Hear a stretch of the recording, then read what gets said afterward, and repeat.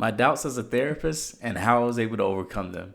So in this podcast, I have my son here with me. So if you hear some cooing or some gaga and things like that, even dad, which is something that he's been saying lately, just know that it's my son here in the background. He's going to join me for this.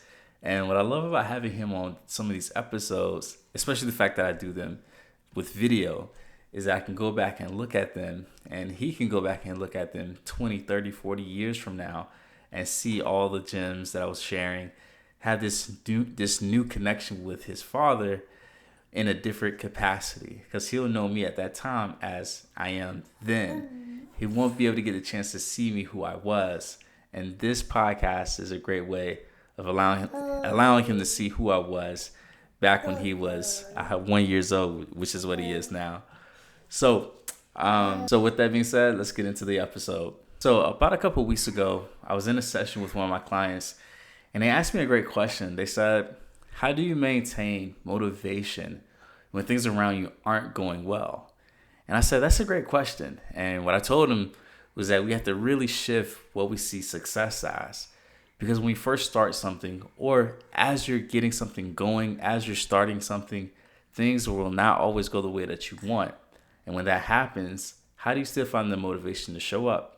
How do you still find it within yourself to get things done that needs to be done, so that you could then find the motivation and the happiness that you were seeking when you first started this action, this path, if you will?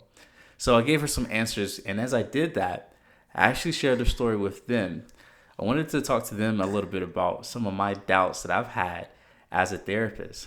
And I told them that there have been times where I've gone on sessions with clients and I've asked myself, did I give them what they needed? Am I helping them to make the changes in their life that they need to make? That's a question that sometimes gets to me a few times, if you will. But here's the thing. This is the thing that I do that helps me to overcome that doubt, that thought. I have a great ability to focus on the thing, right? The thing. So whenever someone comes and says, Coach, I'm struggling with depression because I recently got out of a divorce, or I've recently lost someone to death, if you will, so they're grieving. Or maybe they're telling me about a project or an idea that they have, and they don't have the confidence to go after it. Whenever I hear those things, I know exactly what it is that I need to give them. But more importantly, I know exactly what it is that's stopping them from taking the actions that they need to take, from getting them the fulfillment that they're looking for. And because I know this formula, it doesn't matter what my mind is saying. I'm always able to show up and do what I need to do because I know what the thing is. I know what the main thing is. And what that does is it allows me to still perform at a great level, even when I'm not feeling it, even when I'm not thinking it. Something that surprises me, and I shared this with that client, is that there are times where I feel like, man, am I making progress with this client? And a few weeks or a few months will go by, and they'll turn around and tell me, Coach, you've changed my life. You've gave me some tools that will keep me out of the deep pits that I just got out of. All these different things, right? Like, they tell me all the great things that they've been able to accomplish now that they've had the tools, now that they've had these sessions with me. And sometimes that still shocks me.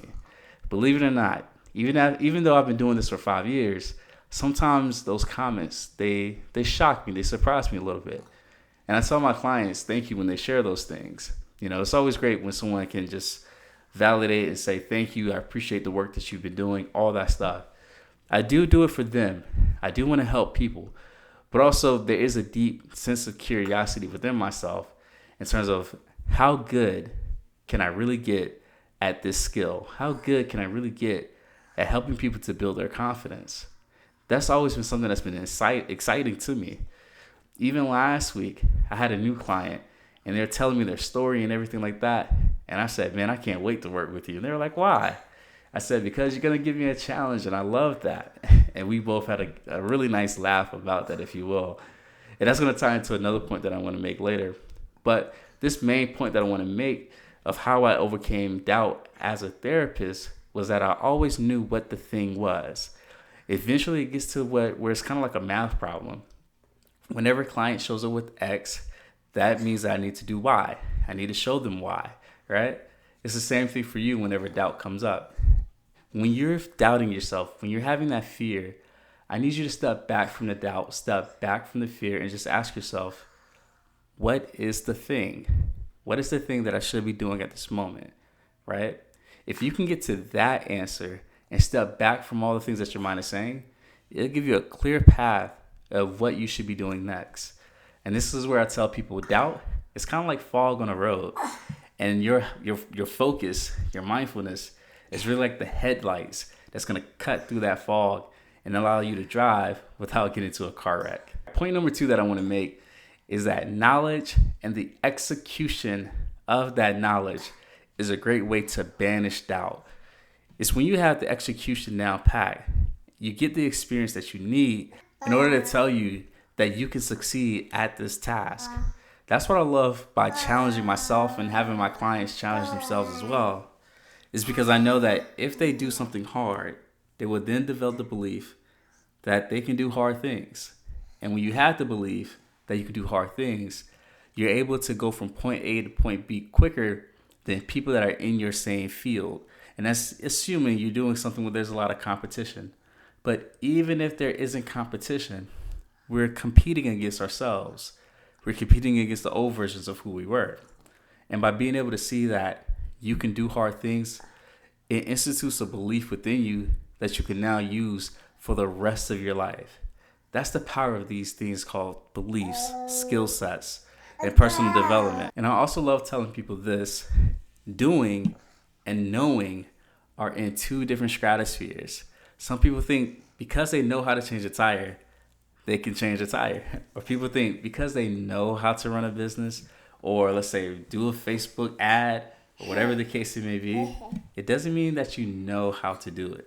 It doesn't mean that you can do it with a sense of success and confidence that maybe someone else who has done it really can. So at this point, I'm going to make it simple. I'm going to make it quick. I want you to make it a habit to follow this pattern where you learn and apply. Learn and apply. You can learn a little and then apply a little and then go back and learn a little again and then apply again.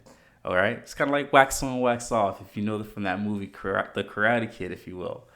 That's the type of mindset I really want you to have with, honestly, anything that you're working on. And what you'll see over the course of time is that you have a mountain of proof that will show you that you are capable. You can do the thing, as I mentioned in step 1. And then my third point, something that has really helped me out, is using my doubts as the guiding light to my future self. I use my doubts as stepping stones to show me where I should be, or rather to help me to get to where I need to be. You know, it's funny. I like to see entrepreneurship as kind of like a sport. For me, I love basketball. So I'm imagining that my speaking skills, which is something that I'm working on with this podcast, it equates to something like a guy working on his free throws, right? It's a small thing, but when you look at the totality of an athlete, it is very important, because if they're not good at free throws, guess what they're going to do? They're going to foul. They're going to do the hack-a-shack. If you know basketball, you know what that is. So what I'm looking at is, what is it that I'm not doing well? What is it that I struggle with? And how can I improve in those areas? Something that's even great is to find the people that can help me in improving in those areas. A few podcast episodes ago, I talked about the 3 levels of skill acquisition. And the second level is doing it with someone. In other words, finding a coach. And that's something that's going to help you when it comes to overcome your doubt in this step 3 point that I'm making here, right? When you find all the things that's giving you trouble, make it a game. Ask yourself, what would life be like if this doubt that I had was no longer here? What would life be like if I was able to honestly master this skill? Okay, I'll give you a great idea. So let's say you're in business, right? Something that obviously I'm very passionate about. And let's say you didn't know anything about Facebook ads. And let's say you say, you know what? I'm going to take the next 1.5 to 2 years to truly learn Facebook ads, whether it's by hiring a coach, reading books, going to conferences, right? Paying for courses, all those things. In those 2 years, you will learn a skill that will help you for the rest of your life, because learning how to do something like Facebook ads is evergreen. It's a skill that you can apply to Google ads, to YouTube ads, whatever ad place that you want to do. And I'm willing to bet that that's going to be the same thing with the skill that you're looking to develop. That's why I said your doubts, they're kind of like your guiding light. If you use them to show you what you should be doing instead of what you shouldn't be doing, it'll help you to fast track, your way to success. All right. So to summarize these 3 main points, 3 things that can help you to overcome your self-doubt is that knowing that doubt is actually okay so long as you know what the thing is. Ask yourself, when this doubt is present, can I reflect back on what it is that I should be doing? The second point is to make sure that you have the knowledge, but then make sure that you're executing on that knowledge to help you to gradually overcome that doubt. So this is where I said, make sure you adopt the pattern of learn and apply, learn and apply. And you can go about it with learn a little, apply a little, learn a little, apply a little. I can even say learn a little and then apply a lot. So when you learn that new skill, apply it multiple times to make sure that you got it. Now, we don't want to procrastinate, all right? So make sure that you're learning the next thing and that you're applying the next thing as well. And then the third point, make sure that you look at your doubt as your guiding light to your future self. Use these as things to show you what you should be doing instead of what you shouldn't be doing. So those are the 3 points that I've made, that I've experienced within myself in order to become a better therapist and to overcome some of my doubts in the field. So what I want you to do is take notes. Make sure that you ask questions in the podcast by just simply commenting below. Anything that you can do to help me to get to know more about how I can help you, I would love to hear that. And with that being said, take care, be safe. Don't forget to subscribe to this podcast, and I'll see you guys later.